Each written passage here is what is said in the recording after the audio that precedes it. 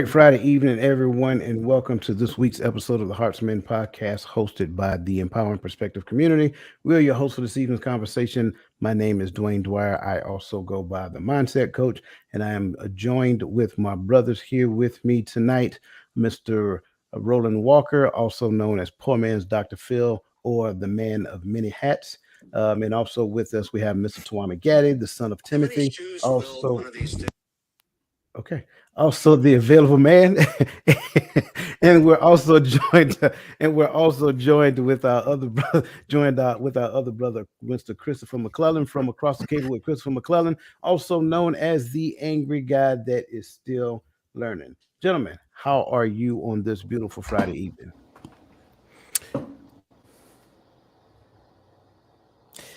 Hmm. Well, I'm doing good. Hey, I'm still standing, man. Yeah. Still standing. I'm good. I'm well. I'm well. I'm well. All right. I heard Gaddy say he's still standing. It remind me of an Elton John song. It's good, man. It's good that everybody's here. It's good that everybody's doing well. And again, likewise, it is good to see everybody who has joined us as well. So as always, I want to make sure that I give shout outs to everybody who is actually in the chat and or acknowledging us, because we want to make sure that we acknowledge you and celebrate you, because we appreciate your presence. We know you could be anyplace else on this beautiful Friday evening, but you chose to be here with us instead of out there watching high school football. So that being said, good evening, Michelle Ray. Good evening, Crystal Everett. Good evening, Cassandra McKenzie. Good evening, Miss Bernadette Simmons, and good evening, Miss Lisa Keys. Also, for good evening, May Bird. I'm sorry, I almost missed you. Also, for those people who have joined us but have not gotten in the chat, go ahead and get in the chat and let us know that you're here. Just say hi so that we can acknowledge you. If this is your first time joining us, look in the bottom right hand corner of your screen. If you're on YouTube, and look for the YouTube icon and just put your cursor over that and hover on, and just click the subscribe button and go ahead and hit the notification drop down and select all, because that way you'll know every time that we go live. That being said, we're going to go ahead and dive right into this conversation, because this is going to be good. Now, just to kind of bring everybody up to speed, so we have been doing now for a couple of weeks this series called Unraveling Key Challenges Men Face in Today's Society, and it has been very good each week, and I don't think this week is going to be any different. And as always, the problem, because we like to start off that way, I'm ready for my close-up, Mr. Demir. As always, as always, we like to start off with the problem, right? Because the problem is, when it comes down to some of the challenges that men face, they could be for a number of different reasons. Everybody has an opinion on what a man should be. Men provide and protect. Men have to make a certain amount of money. Men have to meet this particular standard. They got to be 6 feet tall, six pack, whatever the case may be. So everybody has an opinion about what a man needs to be or supposed to be, other than men. And the issue is that can cause a lot of concern, because you have to realize, just like everybody else, everybody is dealing with something. Everybody's trying to overcome their own particular issues, their own particular concerns. And a lot of them come from the way that we were raised, just being honest. And it's not that our parents are bad people. It's just that the things they didn't know, they just didn't know. So they couldn't give you those things that you didn't know. Therefore, as we as men got older, we had to learn on our own. And sometimes that came through experiences, happenstance, and sometimes just education. And so that's what this is all about. And that's one of the main reasons why we've created the Empowering Perspective program, right? Because the Empowering Perspective membership program is all about helping us get to our highest form of existence, right? How do you get to the point where you actually start living in the highest of your potential? How do you get to the point where you start overcoming adversity and just kind of brush it off like water off a duck back? Well, that's what the Empowering Perspective membership program is all about. Teaching you certain things, techniques, skills, so forth and so on, that you can actively employ in your life so that you can think, feel, and choose better, right? So that takes us to where we are this week. Now, the past couple of weeks, we kind of went over some things. We talked about, let me see, Roland kind of talked about, what was it? The results of experiencing negative relationships. And then my younger brother, Chris, last week, we talked about disenfranchised parents. And because we're men, we kind of focus our energy on fathers. And this week, we're going to focus our energy on the elusive search for peace amidst modern struggles for men. Now, this one was selected by our brother Tawami Gaddis. So, as always, we like to kind of dive into the mind of the person who chose the topic. So, this is the point where we turn it over to the available man so he can kind of enlighten us on why he chose this topic and where he wants to go with it. Man, Coach, I swear, every time I speak anywhere, I want you to speak first, and because I feel like I sound educated and well renowned after after you speak. But on a serious note, when it comes to this topic, for me, you kind of hit on it when you talk about everyone has an opinion on what a man should be, and one of the things that really comes to mind for me or deals heavily with me is the mental toughness that is expected of men. You know, I think back on my life, I was always expected to be mentally tough, from my grandmother passing to my parents splitting to my sister passing to my best friend passing to my mother and I'm just always supposed to be tough. But the problem comes in is when I try to go find me a place of solace and a place just to collect myself, to find my find my peace from within myself, to put it all together is sometimes it somehow becomes a problem. The world looks at that as, oh, you're becoming weak. Oh, you just need to man up. You just need to toughen through it. You just need to deal with you a man, ain't you? And the way that men are able to deal with all the turmoil, all the toils of life, sometimes it's being able to come home and find some peace, either in my office, in my man cave, wherever that peace may be. I need to be able to have that space. And oftentimes men run into a lot of resistance when they try to create their own place of peace and their own space. That's why I chose this topic. I like it. I like it. Gentlemen, what are your thoughts based upon what Brother Gaddy just said, or what do you want to add to what he actually stated just now? I just appreciate the acknowledging that men can actually go through things and have struggles and still be considered men and not have to be considered soft and things like that, because we understand that life is against us and certain people are against us, but when we come home, when we're in the bosom of our spouse or mate or whatever you want to call it, we don't want to feel like we're in another fight. The fact that he even acknowledged the fact that we need a place of peace means something. You understand what I'm saying? Because like he said, man, we've just been taught to deal with stuff. And if we don't deal with it, then we're weak or we're soft. You understand what I'm saying? So acknowledging that is a big deal.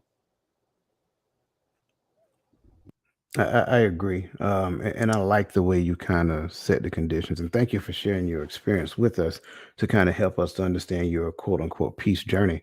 I think also when it comes down to, us as men, it has a lot to do with our upbringing. Boys don't cry, get up, dust it off, stop crying, stuff like that. And so that has a way to kind of follow us into our adulthood. And unfortunately, we get to the space to where we start having relationships with the opposite sex.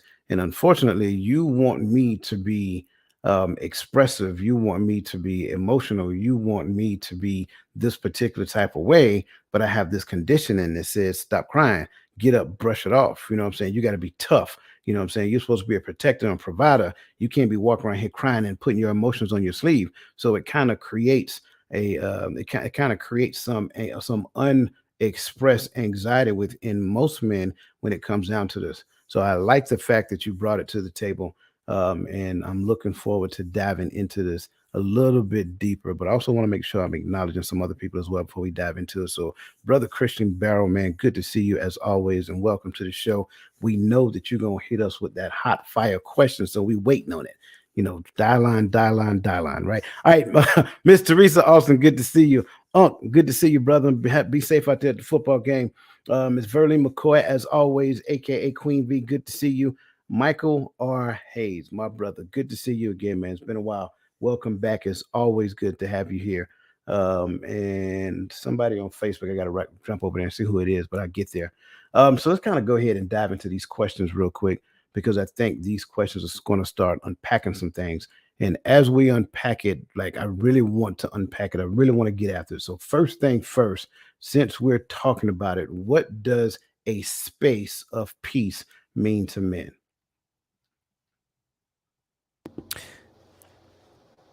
I can only speak for what it means to me.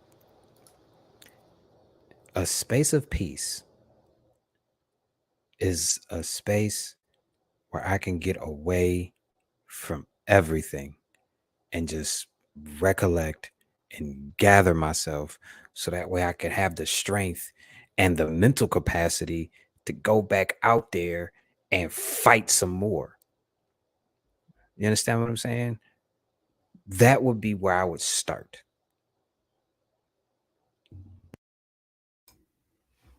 See, I like that starting point. And so I just add to that because it for men, every person it can look different, right? Uh I joke with my brother sometimes because he like to do laundry. I hate doing laundry, but that's peaceful for him. You know, for me, for some men, is watching the game. You know, for me, sometimes it's just sitting in my office, working on something, reading something, uh, watching something, just getting away, like Chris said, getting away from the noise sometimes. And sometimes it looks like being with Bay, being with your boo, being with your lady, being with your wife, whatever you got. Sometimes it looks like sitting up under her and chilling.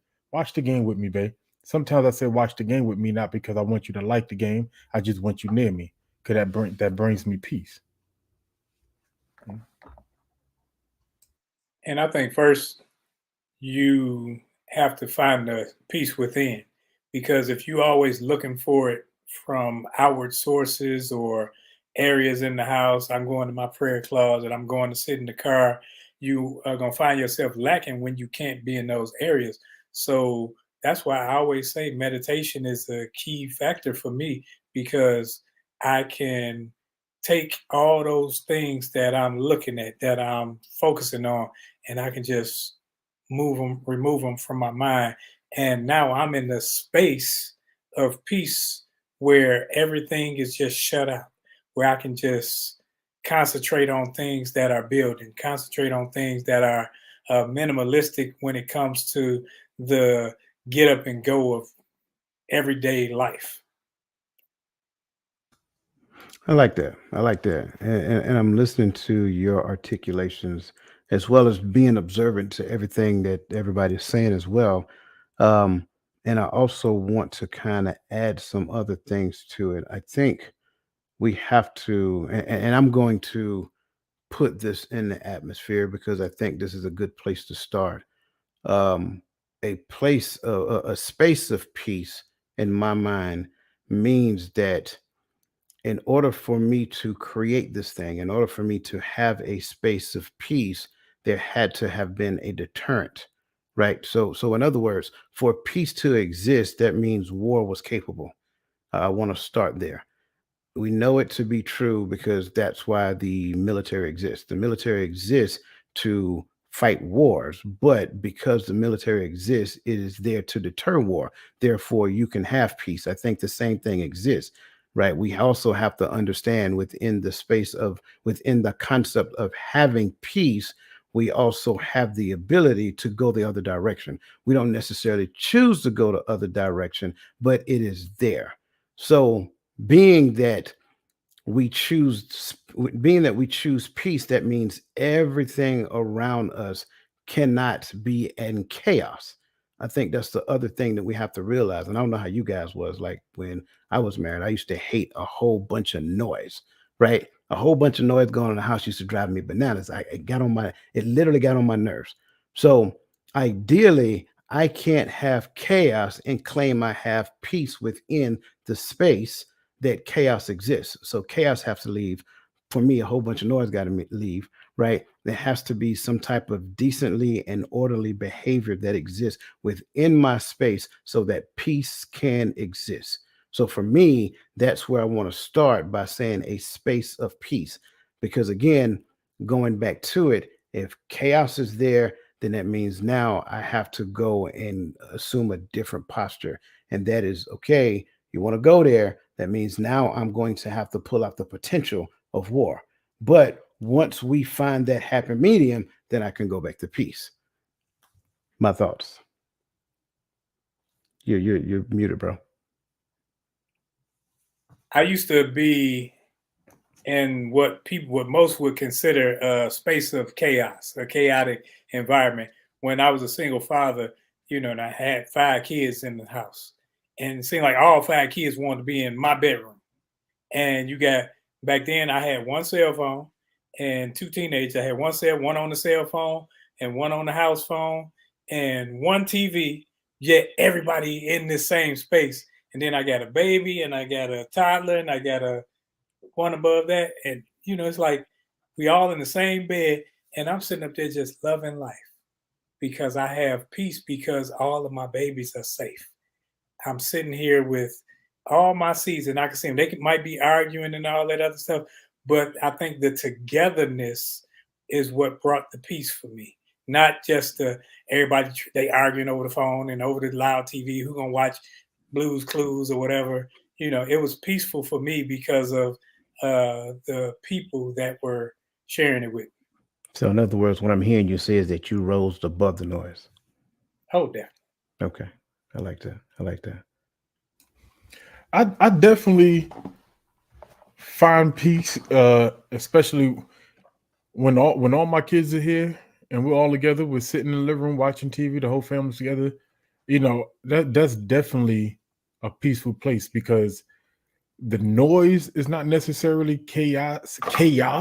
and I'm playing with words right now because it can be chaotic. But to me, the noise is not necessarily chaos because my kid they're making a noise. I know that everybody's okay. Like my mama used to say, when you get quiet is when I got to come check on you.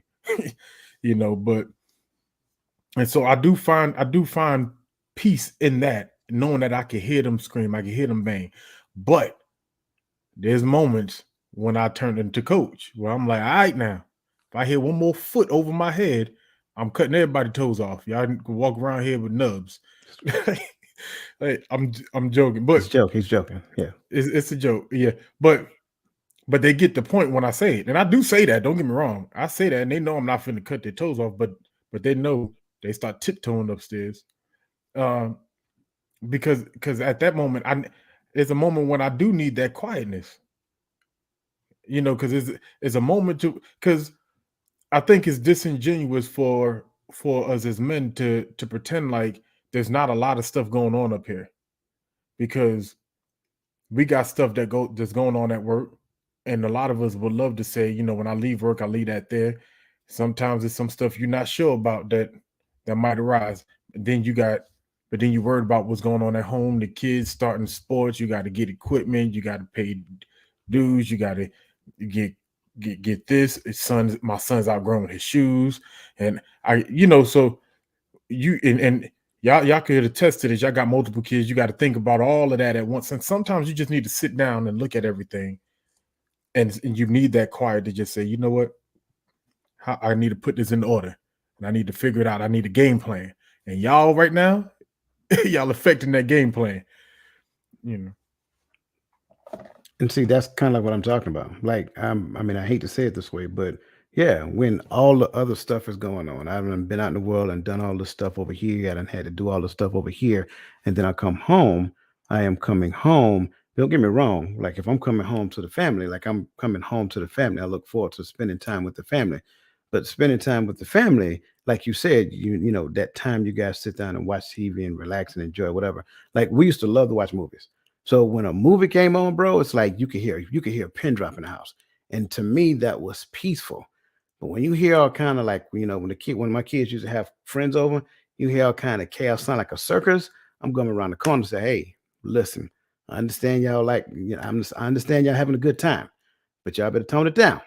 I'm gonna give you a warning. You better tone it down, because again, I can't do all of that mixing up, because all of that mixing up prevents me from thinking. It prevents me from having complete thoughts, because in the midst of thinking, then this just happened. So now I got to go see to this, and then I'm thinking again. Now this just happened. Now I got to go check on that, because again, when they're around there making noises, when you hear something that sounds kind of out of order, you got to go check, because somebody probably just got hurt. So now it's a lot of moving parts and a lot is going on. So that's just kind of like why I say that. And again, that's just me. That's just my way of doing it. And I'm still that way to this day, believe it or not. Want to kind of dive into chats real quick, because we got some key points that are being made. First and foremost, shout out to my boy Big Baby, aka Stephen Kyle. Good to see you, brother. That's who over there in Facebook lighting it up. So man, it's good to see you, brother. Let's see. Lisa Key says, asked a question. First of all, is peace interpreted how the individual find peace? I am mindful that our Father tells us, "My peace I give unto you." Yes, it is interpreted by the individual. My peace might not look like yours. Your peace might not look like mine. But at the end of the day, we still come out in a different mindset when we dive into that space. We still come out in the okay, I can go out and deal with the world again kind of space. This might not look the same. So yes, I believe it is interpreted by the individual.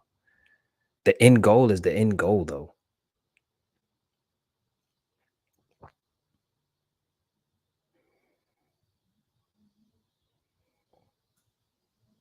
I don't think he's saying nothing. Oh, I thought he was talking. My bad. Man, Lisa Keys, this is one of my favorite scriptures. Rolling to tell you, this scripture led me down a whirlwind of thoughts when it comes to scripture. Me and him was on the phone every day for like what, a year straight after that. And I called him about that very scripture. And I don't want to get it mixed up, right? There's definitely an inner peace that doesn't allow you to quit because the walk gets hard, right? And I think we have to recognize when that statement is made, right? So when he says, "My peace I give unto you," right?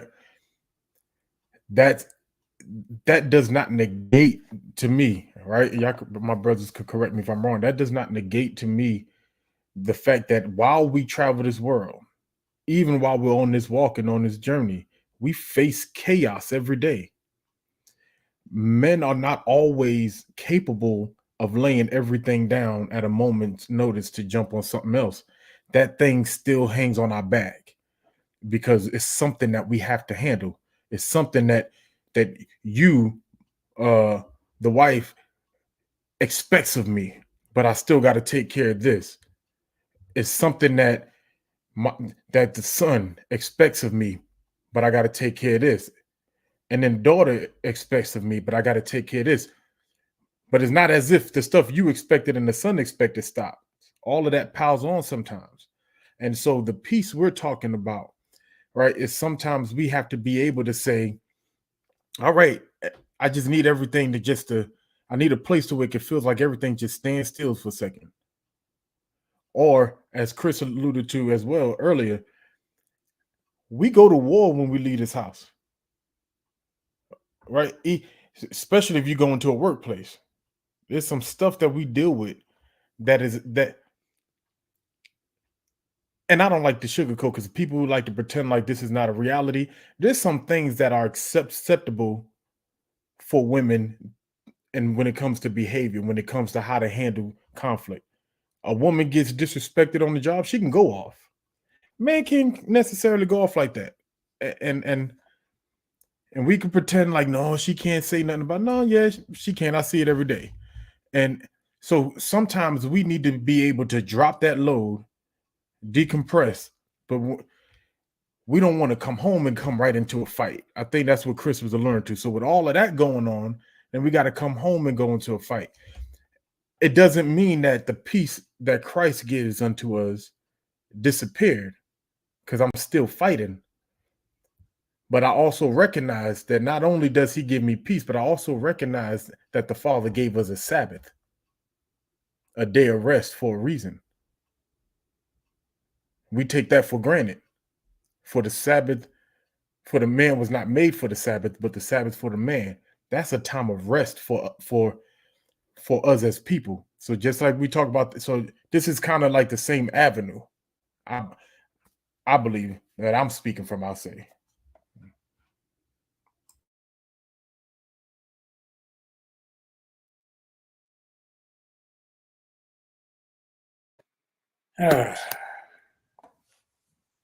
I like the question. I think that, Gaddy, he went biblical, and I just, Coach always going to his favorite scripture. Mine would be James 1, and it's 1, but starting at 2, because everybody knows count it all joy.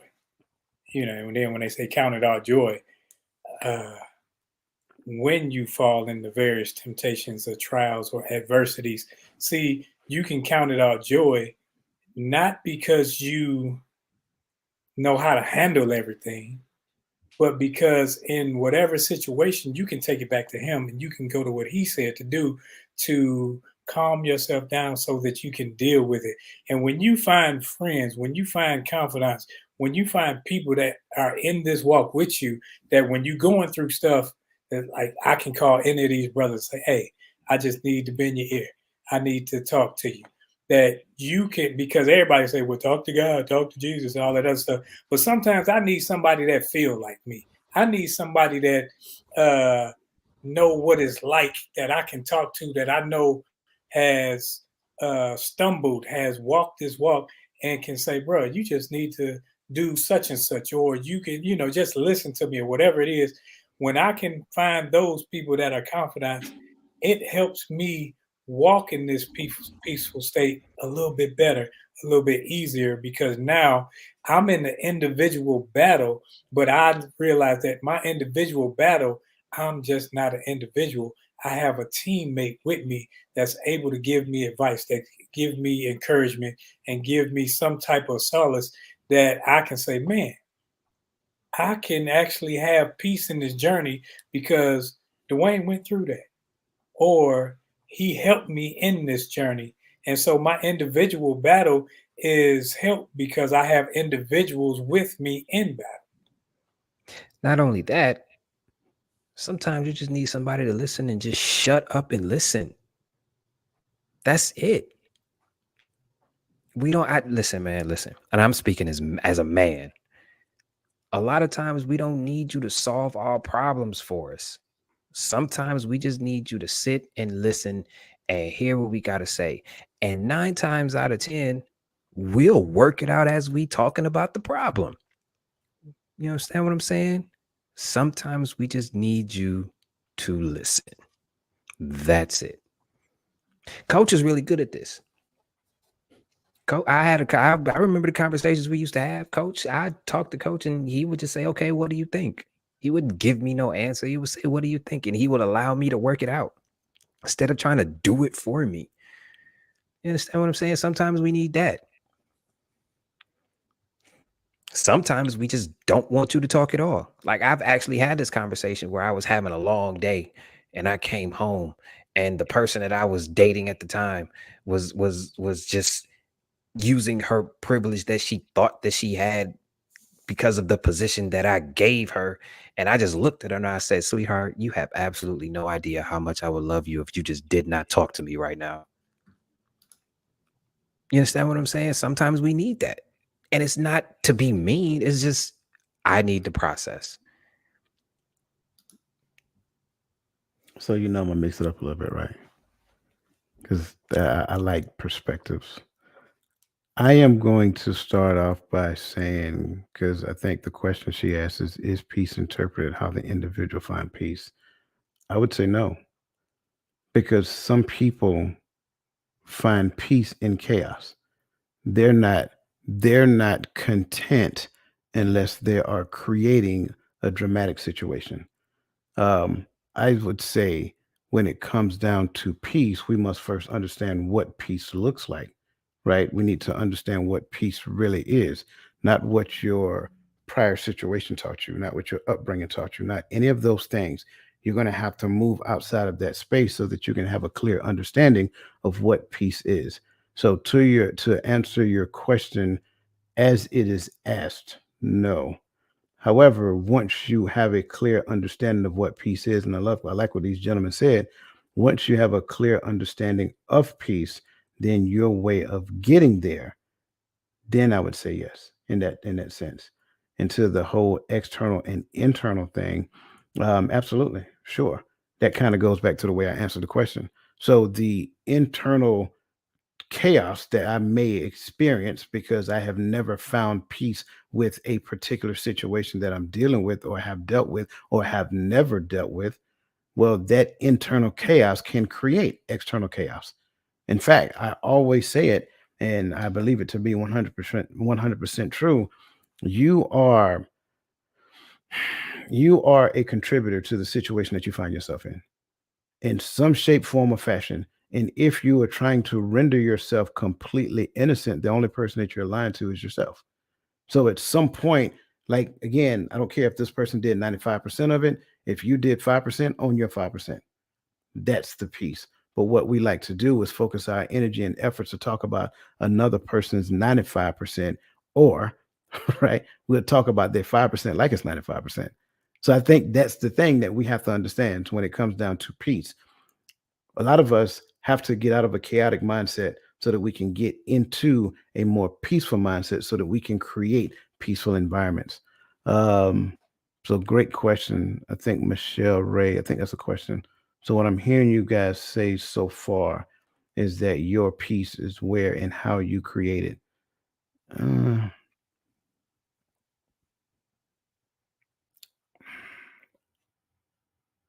let me let the brothers handle that one first. I think in the respect of what we were saying at the time, yes. And by saying yes, what I mean is we all can create our peaceful environment based on different things. You know, sometimes it's peaceful for me to just turn on Madden or turn on 2K, sit down on the couch and go. You know, coach may not like Madden or 2K, he may not like video games, period. So soon as he come to my house and I turn on a video game, that just stirs something up inside him. And he because he don't like video. So what's peace to me can be turmoil for him. You know what I mean? So I think in that aspect of how we create our environment or our place, because I think the term place of peace triggers some people differently. But our peaceful environment, yeah, I think it's all dependent. I think the piece is, for me, it's internal because I don't care what's going on around me because I'm not looking for peace over here or peace over there, or I gotta go fishing, or I gotta go get a drink. I gotta go. No, because I have it internally. So I think I'm a person where I'm chill 99% of the time. Even when I play sports, I'm chill because I'm thinking, I'm cerebral. So now I'm in a peaceful state at all times. And if I'm not, it's because something else is an antagonist outside and it shook me. And if something shakes me, it's more than just, oh, well, the light gonna get cut off on the first. Okay, that's not taking my peace because now I just say, okay, what I gotta do? I gotta maneuver to get this handled. See, I don't, it's not throwing me off my peace because my peace is not like you take a pop bottle, soda, whatever, and you shake it up and it's all of a sudden, no, my peace is internal for me. So I don't have to make it up. I don't have to create it over here, then create it over there. And if I move, it's like, you put a bunch of pop rocks in your mouth and trying to drink a soda or something. No. So I think peace for me is exactly that. It's not determined by anything out. Can I challenge my brother real quick? Real quick. I'm sorry, Chris. So let me ask you this question though. So the lights get cut off and you trying to figure out now what do I gotta do? to keep them from getting cut or get them cut back on soon enough so we don't lose food in the fridge or whatever the case may be. And that outside antagonist is just on your back. You sorry excuse for man. How dare you let it get? Oh, you should have been there. Oh, if you should have, and you trying to get it figured out, but instead somebody's in your face just going after you. But one, if that's the case, I'm already behind the power curve because lights off, and I knew it was time because they send you a grace period. You know, that's that grace. They send you that grace period, letting you know they will be off by this day. So now I didn't do proper planning. So I could see where my peace was already messed up because of me, not because of that person. That person is up in arms because I'm supposed to be the responsible party and I'm supposed to be what I say I am.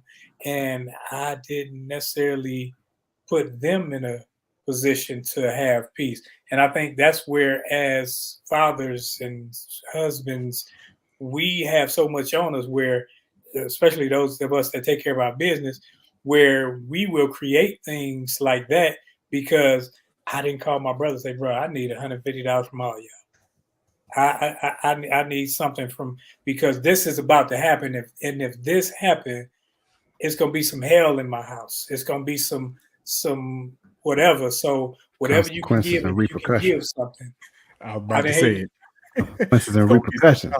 Yeah. So before this happens, where I got to go on the roof because I'm living in the house with her. I need this to happen. So now I'm utilizing those of us that call ourselves brothers, that call ourselves friends. I'm utilizing this before I get into that. And if that happens, that means I didn't use that. So it's my creation of the space that's not of peace right now. You a better one than me. You are a better one than me. You want to cry about this notice that I got and call me out my name? Since we got this notice, maybe I just forgot about it. Shut up and pay it. If you're not gonna pay it, sit your ass down somewhere and shut up. Don't come yelling at me over something like this. Maybe I forgot. Who are you? Like, what is your problem? Like, no, I wouldn't even be with somebody like that. Like, because I know me. You understand what I'm saying? Like, you're not about to talk to me any kind of way because I made a mistake. Now, if it's a recurring mistake, like if I'm getting notices every month about this bill getting paid when I know it's due, okay, then you might have a little leeway in being upset because, like Roland said, I'm not being the responsible head of the household. But if it's something small like that, and you got the nerve to call me a sorry what? Shut up. What is wrong with you? Get out my face. I'll cut him a check tonight. I forgot about it. But you're not about to talk to me any kind of way. You understand what I'm saying? No. That's understandable.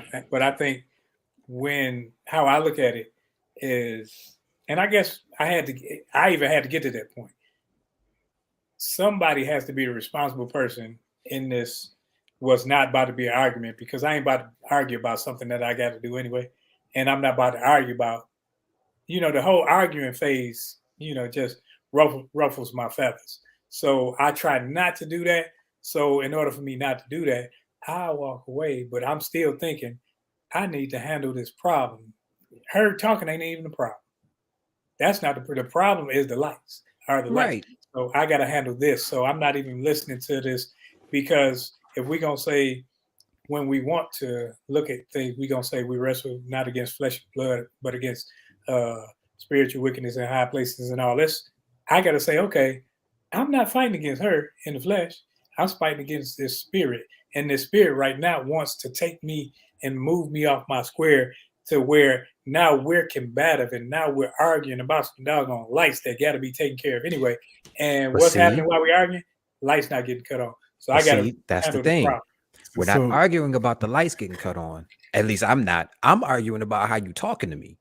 Shut up. Don't talk to me like that. I'm not your child. I made a mistake. You understand what I'm saying? And that's another thing. That's another modern struggle that men have in search for peace. We don't know what it looks like because we have been so used to taking abuse and thinking that taking abuse and not saying anything about said abuse is going to keep the peace. I'm gonna tell you to shut up.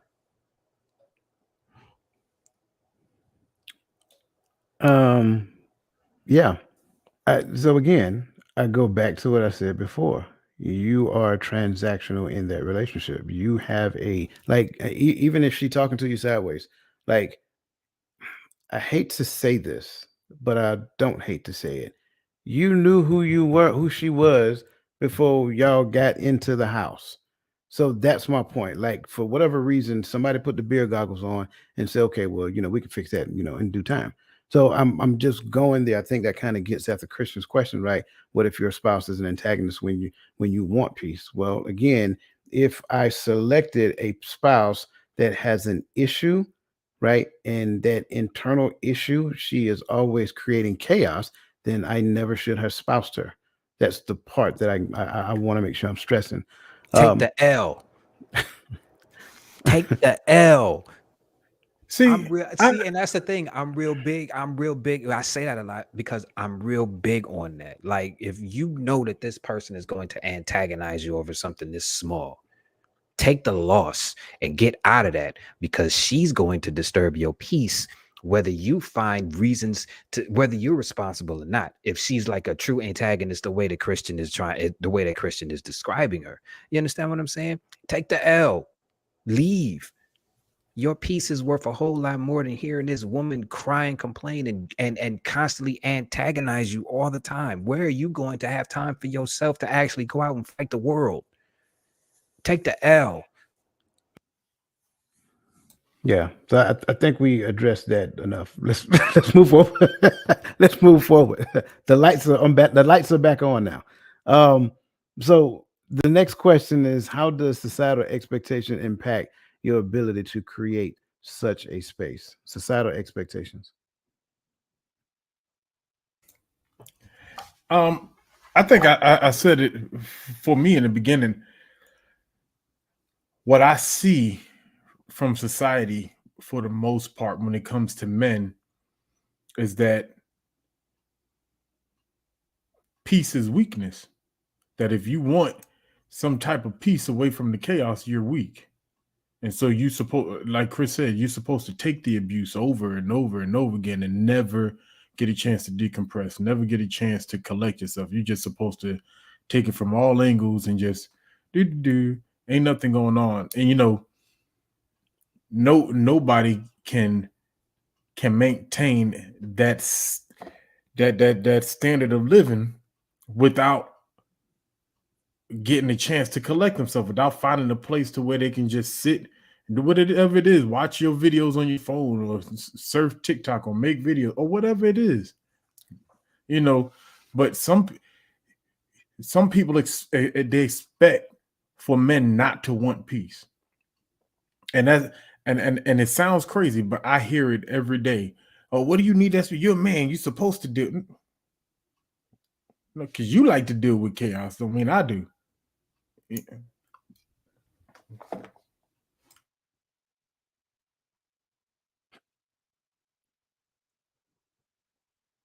What you got, Ro? Oh, I thought Chris was about to go. Chris said, nope, he holding it. I think societal expectations are grown folks' peer pressure, where sometimes, and that's why I'm glad I don't have any little kids, because little kids, I want this, I want that, because they see their friends having it. They see their friends wearing $300 shoes that they walking on the back of and all that other stuff. And I know it would drive me crazy. So I think where I am now in life is different from if I were younger uh, with younger children. But even your spouse, they can be the same way. Where I see Brenda, she down the street, she just got the new Lexus. Like, okay, Brenda don't live at this house.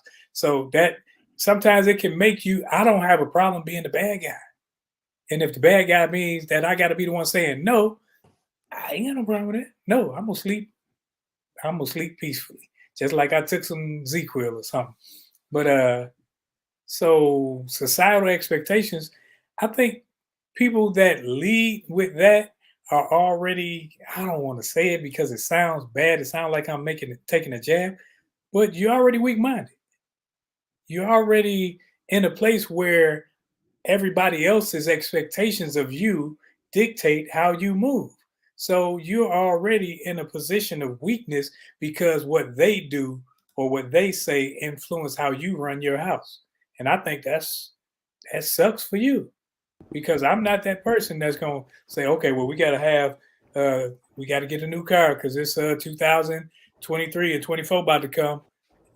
No, that's not how we roll over here because I'm looking at the long game, not just next week.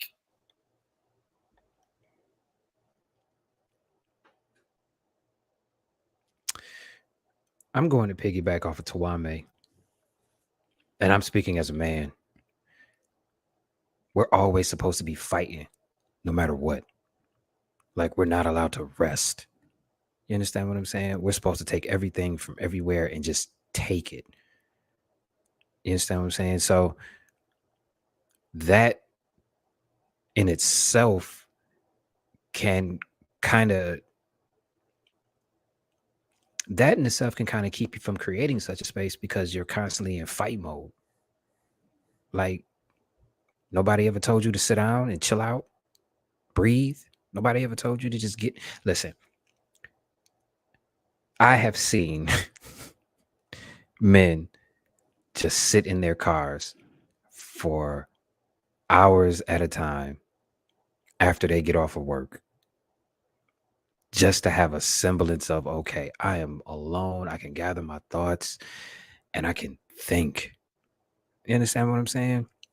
All because we leave one fight and go to another one, or we expect another fight. And that's another thing. It's like we expect this. It's like we're not allowed to just chill. If that makes any sense. That makes perfect sense. And I think that men and women handle things differently because men, like you say, we'll sit in the car, we'll drive around the block 7 times. We'll go to the store, we'll stop at the bar, we'll go shoot some pool. Women go come home and talk your doggone ear off.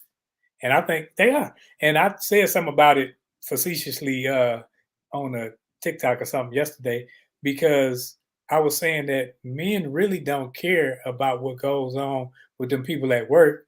We just listen to keep the peace. We just listening because that's what you want to do. You want to do that little dump on us. And we don't care about it because we really don't. We don't care that Brenda did this and said this to such and such. Because to us, it all sounds petty. Sound like y'all cackling. And then the men be saying, well, I'm glad I don't work with y'all because, and as a military man, in my head, I know if I hear something like that, I'm like, oh, I'll get that in order real quick. Because I'm thinking, y'all doing some petty stuff amongst each other and y'all grown and acting like that. But we just listen and shut up. But when we come home, you don't hear a man coming home talking about work. Well, Tawami was at work and man, he had on these pants. Ain't gonna happen. Whatever happened with Tawami gonna stay at work until I see him tomorrow. I would say, and I can appreciate everything that everybody says, but to this question, how?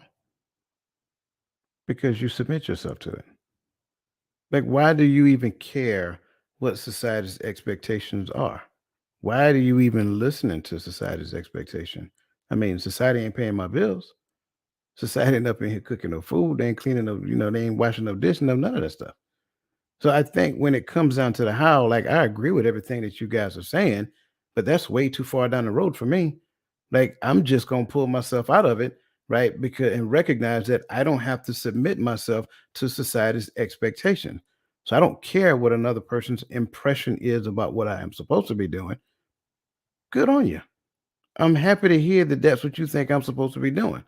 But guess what I'm gonna do?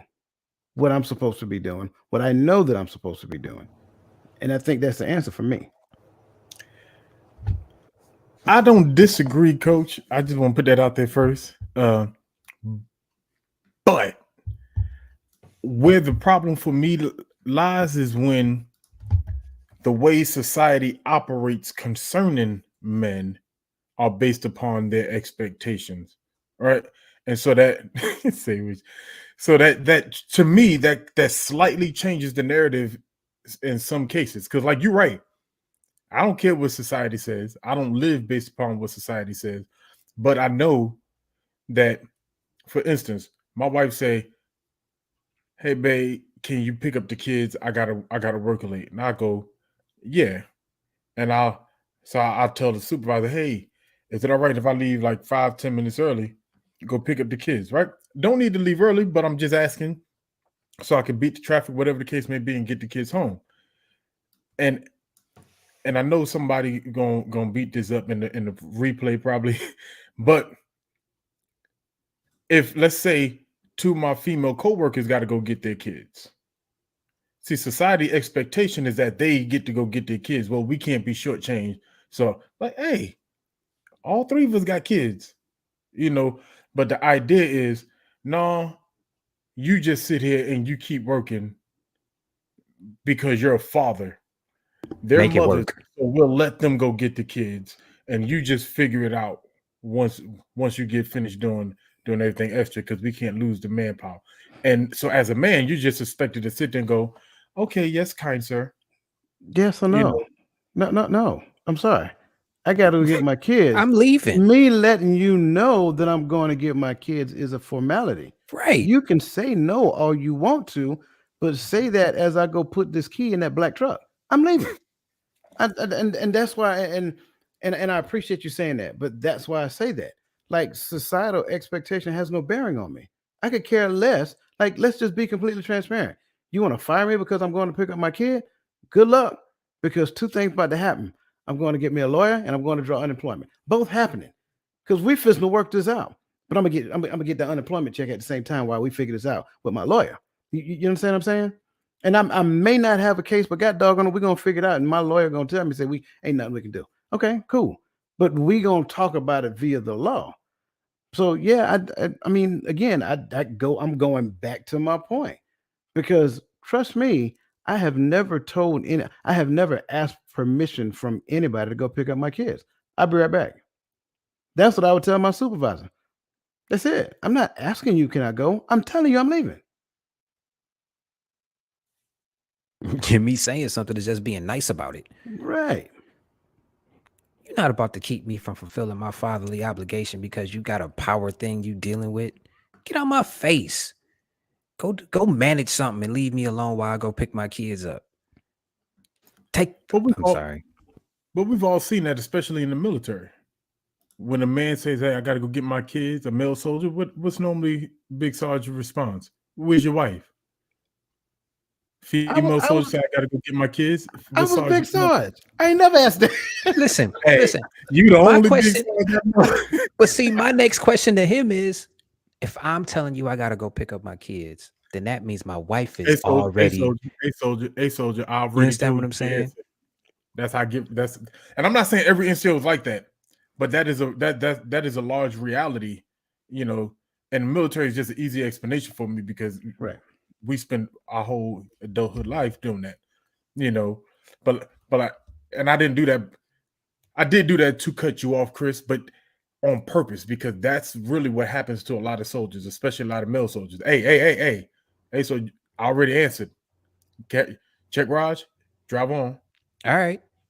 I'm going to get my kids. I'll check you later. My kids are more important than any position. I don't care, military, regular, civilian. I don't care. I'm going to get my kids. Get out my face. Because if the shoe was on the other foot, you wouldn't be behind this desk right now. You would be going to get yours. Shut up. Christmas response tonight. Shut up. All right. so we're moving on to the next question. Let me make sure everybody got it. Okay. In what ways do external pressures, such as work stress, family responsibilities, or external relationships, interfere with your ability to cultivate a peaceful environment?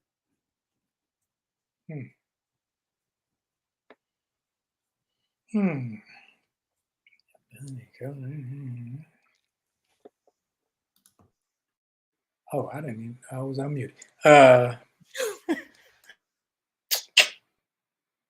Cultivate a peaceful environment.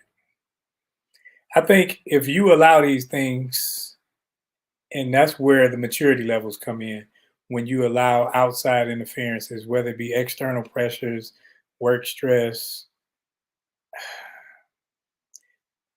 The most important thing to work on is always going to be self.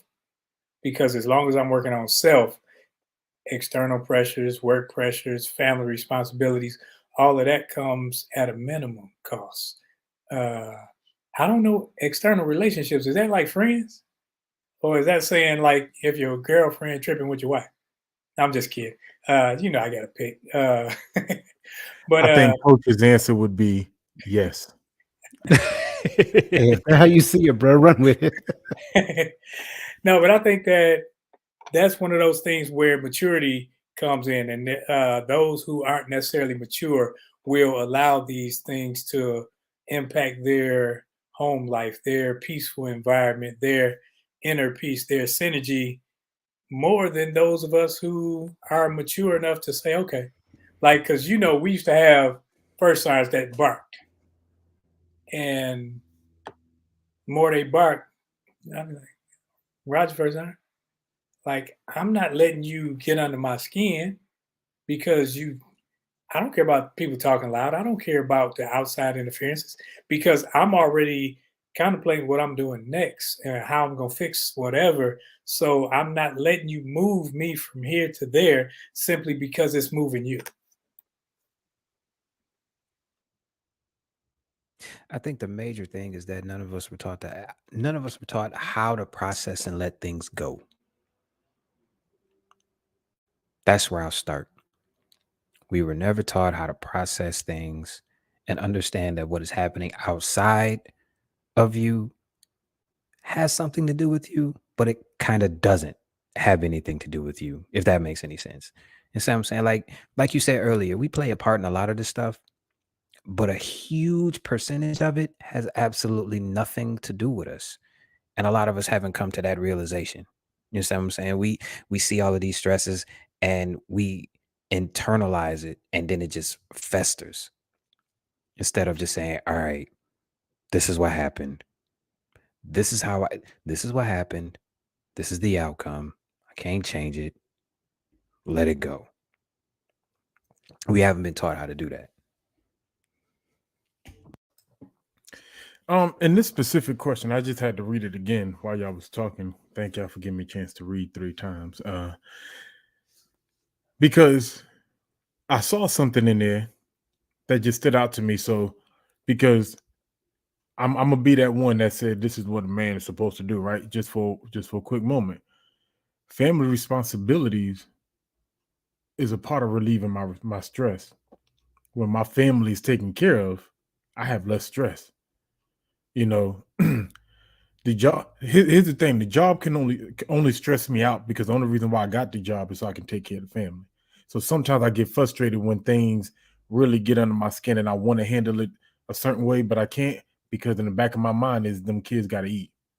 So for me, the family responsibilities is a part of my peace.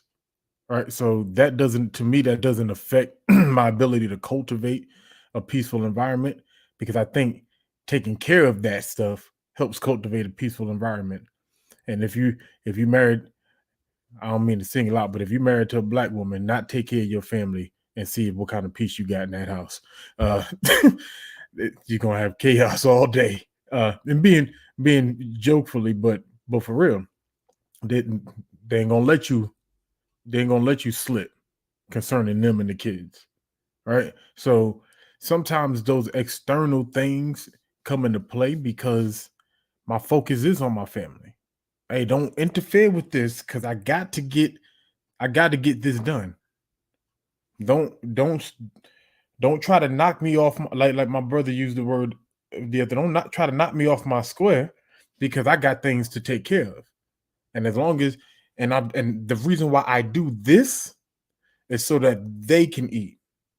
And so when you affect this, it affects that. So that's how I look at when it comes to family responsibilities and external relationships. To be honest with you, if we're talking about spouse, like Chris say, I sit in that driveway for an extra 10 minutes sometimes.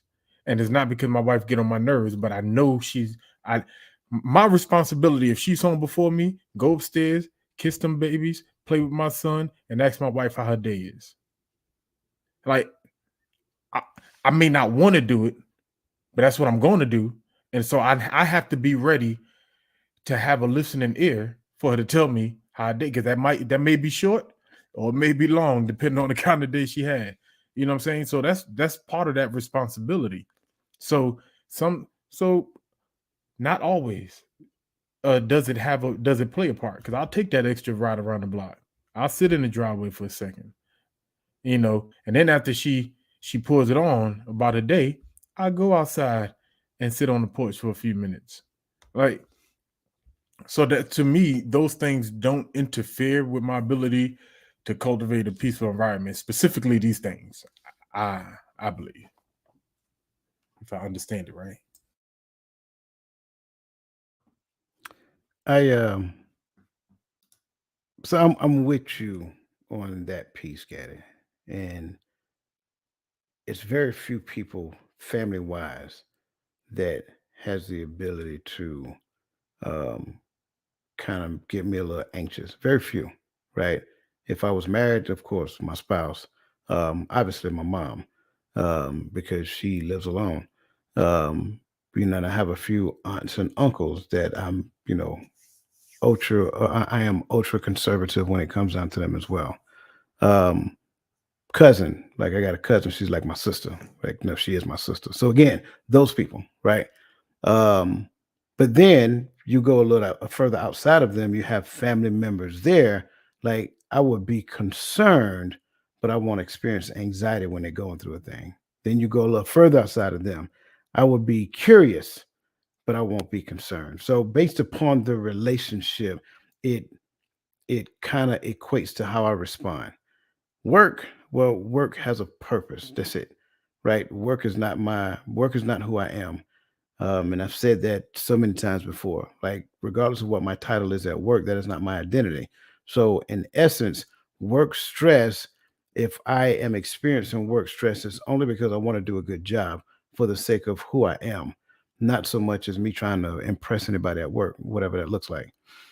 External relationships, it depends. These, to me, I'm just going to use these right here. These are external relationships. I will award an external relationship a conversation, right? Again, going back to this question, I will award the external relationship the conversation, and I will talk about it exactly the way it is.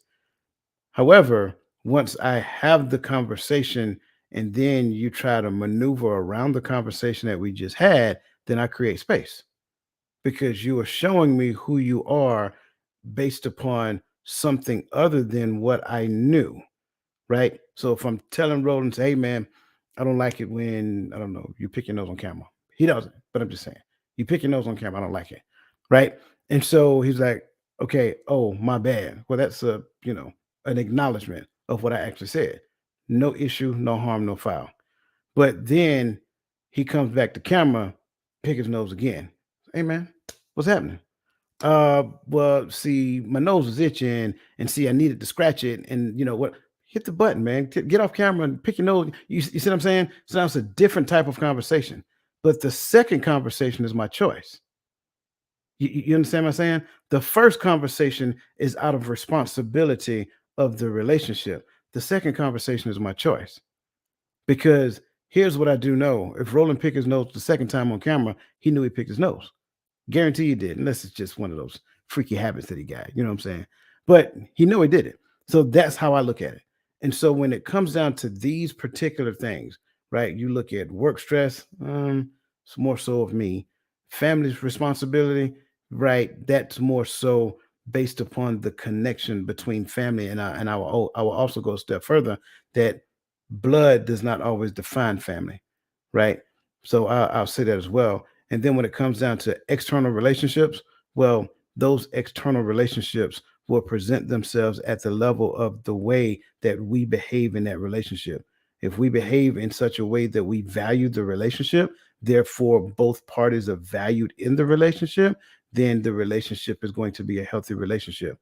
But when we behave in such a way that value is not being extended now it requires us to have a conversation because we're presenting something outside of our original agreement.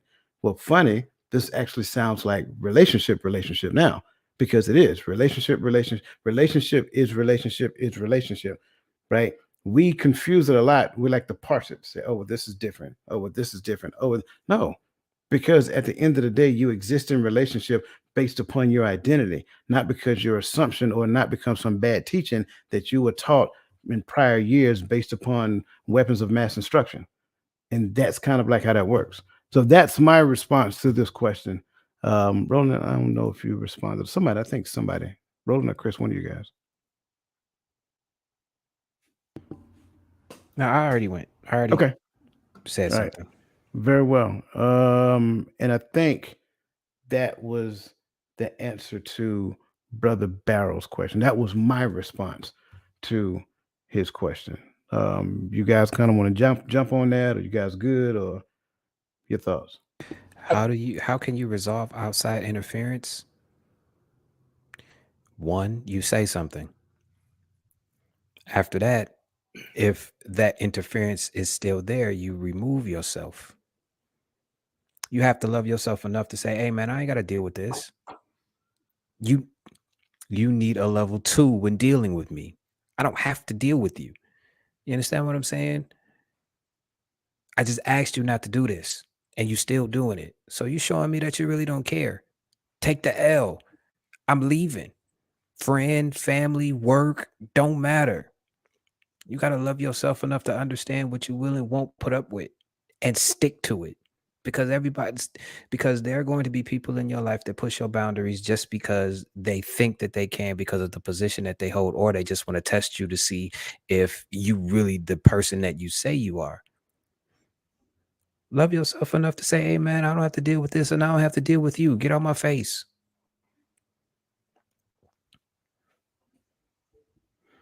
It may hurt, it may suck, and to keep it real, it might be somebody that you really, really close to, and it may even seem borderline disrespectful, but you have to preserve you.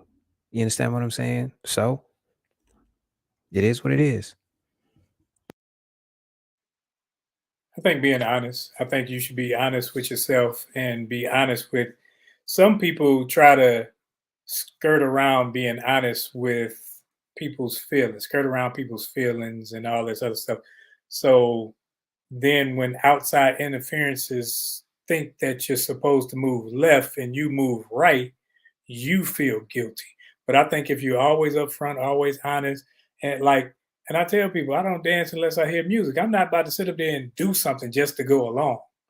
I'm not that type of person because then people have expectations of you, whereas you don't necessarily want to do it. Then they're like, "Well, you did it before." Well, I didn't like it then. Like I'm like Dwayne, where I cannot be around like people chewing. I can't take it. It's a mental thing. I can't take it. But instead of me arguing, stop chewing, and all this other stuff, I'll remove myself first because it's something that you commonly do apparently. So I'm just gonna remove myself so you can be comfortable. But when we're talking outside resolving, if something's already going on, you got to speak up. When you speak up, not in a harsh way or anything like that, but say, hey, especially when it's the treatment of you or something that you care about, when you say, hey, I don't like the way you did this. I'm not being nasty. I'm just telling you what I don't want to accept and I won't accept any longer. If you have a problem with it, that means you have a problem with our relationship. That lets me know, cool, I can move differently. I have no problem move differently, but I think being open and honest and upfront and allowing that other person to be open, honest, and upfront will alleviate any type of friction because you already know what uh, what burns your uh, hind parts of your gears. Man, I'm gonna use hyperbole for the first 10 seconds, right? I'm coming close to 40. I ain't 40. And one of us on here only got a couple of more seconds in their 40s. All right. So I'm using hyperboles when I say everybody here is in their 40s.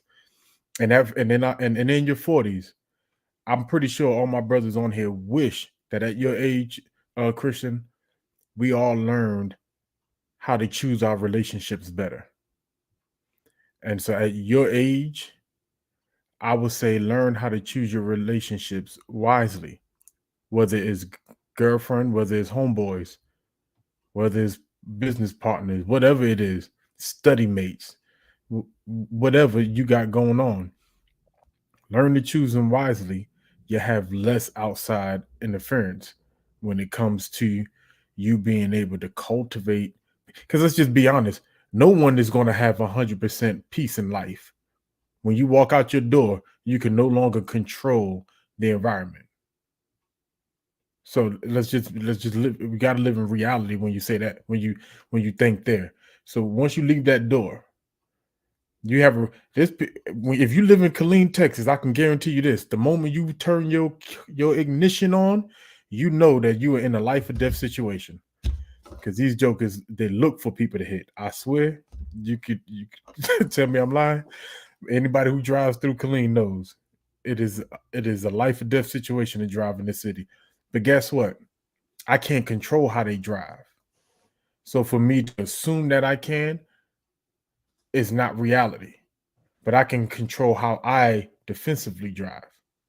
So I can avoid certain interactions. Some of them you can't. But that's just that's life. And so for me, I look at it as what I need now is after I walked outside that door and all hell is broken loose. When I get back home at the end of the day, I just want to, at least for 5 minutes, just let me relax. Let me gather myself, and then let me go. Then I go do my thing. And so I just say, learn how to choose your relationships wisely while you still young, man. So let me add a little hot sauce to the gumbo here. So I think pretty much everybody said have the conversation, right? And the conversation was had, and then said act that you guys talked about previously happened again. And they said, oh, my bad, that was a mistake. No, it wasn't. It wasn't. I always say this, man. You should not have to tell a grown person something more than once. It should stick. The first time is a mistake. And that's why I'm saying something to you, because you might not have known, because I might not have verbalized it and you did not know it was a mistake. The second time you do it, there has to be something in the back of your brain that says, all right, I'm about to do this, but he already said something about this. Let me try it again. And that's when I curse you out. You understand what I'm saying? That's when the angry guy comes out, because I told you this, and you pushing a boundary that you really don't even have to, because I already told you this is how I feel about this. Don't just blatantly disrespect me just because you think that you can. No, get out my face. Take the L. When you cuss them out, you went outside of peace, bro. What you got, man? What you got? I'm just picturing Chris in a pink Cadillac with a black and pink suit with a Jerry curl, saying, "Say what again?" You know, that's Pinky right there. See? He ready to go in. Bro, that's what I'm I was not picturing that bad, throughout man. I'm not that bad, man. I'm just the conversation is about peace, and you're talking to a man who had a distorted view of it, because I was under the impression that peace meant accepting abuse, and I'm in my 40s. I'm not accepting no more abuse no more. You get one time. The second time, I'm going to say something. You get one time, and then I'm going to say something, and then I'm going to give you a little bit of grace while I'm talking to you, because like I said earlier, you might not know. But the second time, there will not be a third, because the second time is a choice. I'm not going to stoop to the cussing out, because that's taking me out of my peace. So what I'm going to do is remove myself, and that makes it to Take where the L. I remove myself, like, okay, no problem. I appreciate you. I'll let you. I'm going over here. Because when I want to do that, because now what I'm doing is, if I'm cussing at a grown up gonna cuss back. Now it's confrontation. Now I'm all out of peace. And this is straight up, I think Dwayne mentioned it earlier, this is war. So now it's a battle. And like, hold up, I could have just battled my tail to my car because that's why I drive myself places. I ain't going nowhere. Ain't nobody picking me up. Drive myself. If I want to leave, I'm out. What you got, Gary? Hey, y'all saw me. I threw the black signal. I mean the bat signal. Threw that header. Nah, but real talk. I think at that moment you're looking for hostility. If we're talking about at Christian's age, and why do I say that though? Because at our age, right? We all at different ages, but at our ages, there's some behaviors that are learned behaviors that are habitual because we just been doing it our whole life. We just been talking like that. Like I know some people that's 50 something years old that chew with their mouth open. If I saw Roland attempting to befriend him, I'm like, hey, Roland, no, don't do it, because the first time y'all eat dinner together, it's over. Cooties. I'm gonna put that Baptist finger up. Hey, but can you tell that 50-something-year-old man to close his mouth when he chew? You can say it, but he's probably gonna do it again. And it's not necessarily because he's trying to be disrespectful. It's because nobody told him he don't live in a barn, you know. So I'm not saying right, wrong, and different, but it's at our ages, sometimes we deal with people who they just operate on the other side of boundaries. And for me, that's where I choose my relationships wisely. Oh, you operate that way. I can't operate like that. We can't go no further. We can stop right here. Because I'm only hurting me continuing in that situation. So you did it once. I addressed it. You did it again. All right. If I'm assuming you did it on purpose, we have a problem. But if you just can't help yourself but to do that, then that's my boundary, and I can't force my boundary on your personality. I could just separate myself. I could set my boundaries, but I can't force you to behave the way I want you to behave. So that's it. We good. I holler. Yeah, that sounds the same to me, bro. I ain't gonna lie. Either way, it's a boundary, and the boundary got crossed. At the end of the day, like I think it was Roland. Roland says consequences and repercussions, right? At the end of the day, we have the conversation. Then we come back after the conversation had. There should be an understanding of said boundary, or boundary has been addressed, and then from there, right? If boundary is crossed again, boundary still exists. The boundary ain't moved, right?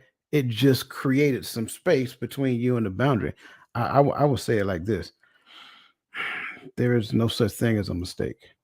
I think that is probably one of the biggest lies that has ever been told. Even if you look in a dictionary, the dictionary would tell you that it is a decision that is made, and then at the point to which it yielded an unexpected outcome, then it becomes a mistake. No, it was a decision.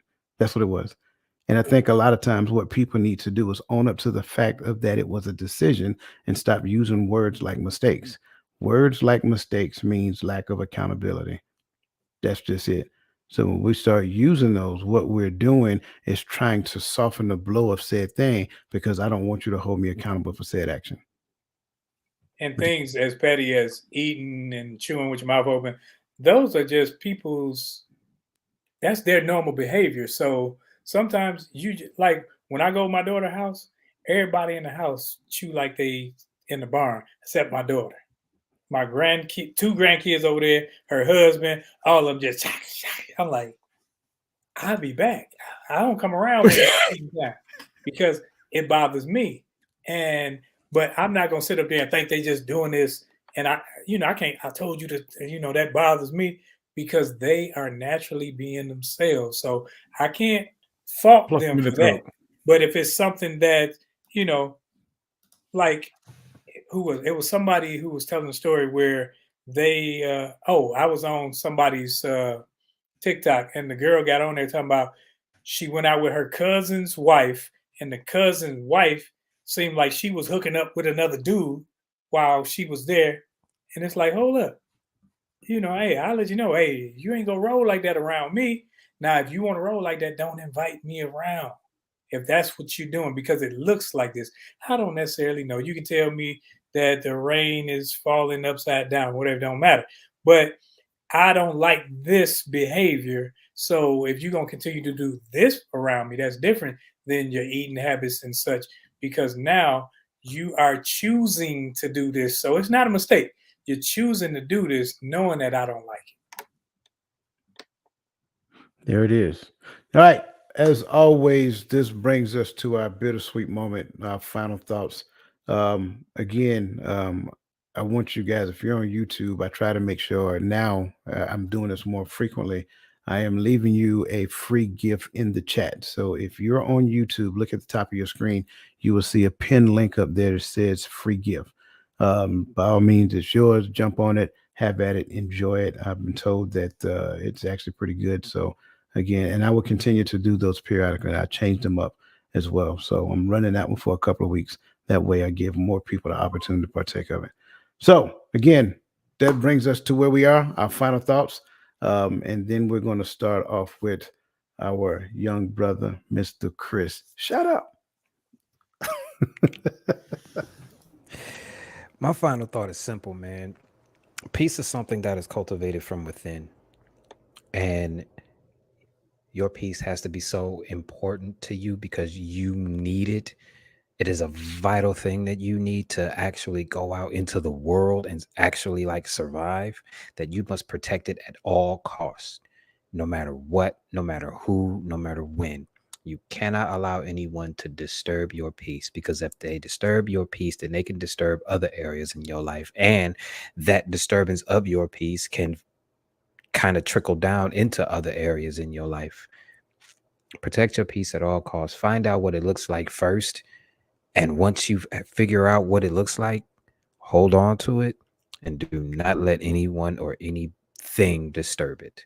That's my final thought. Man, I want to preference by saying this. I don't believe that this was men complaining or crying, or what it was awareness to the reality that men as well need to decompress.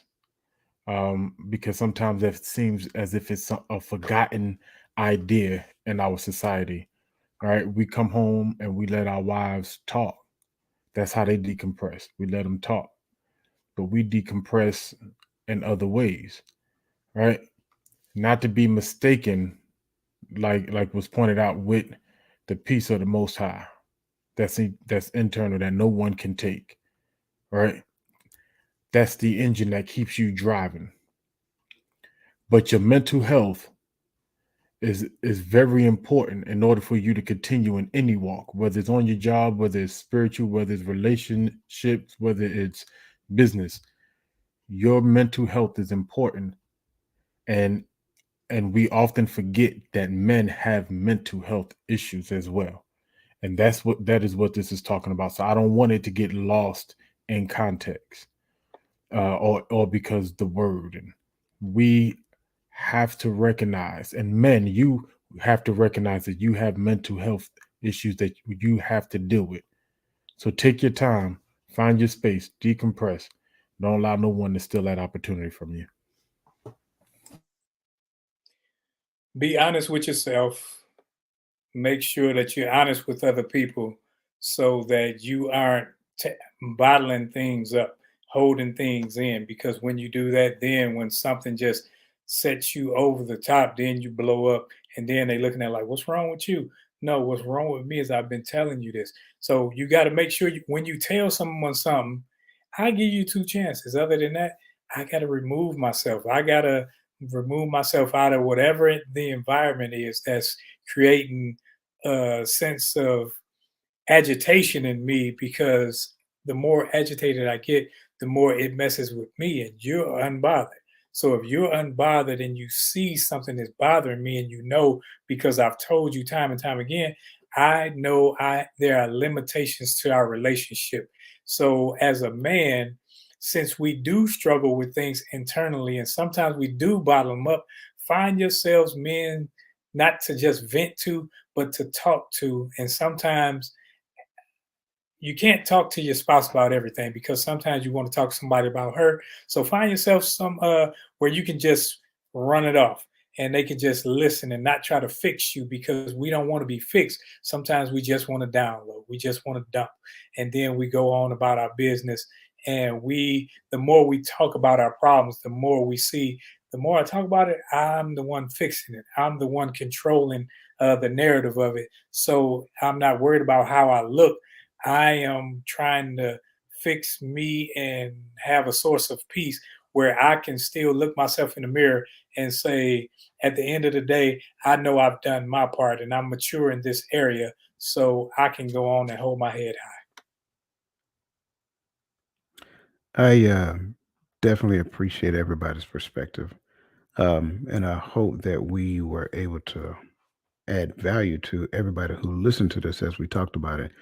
I think it is important for everybody to um, understand peace. Not only understand peace, but make peace a thing that you obtain.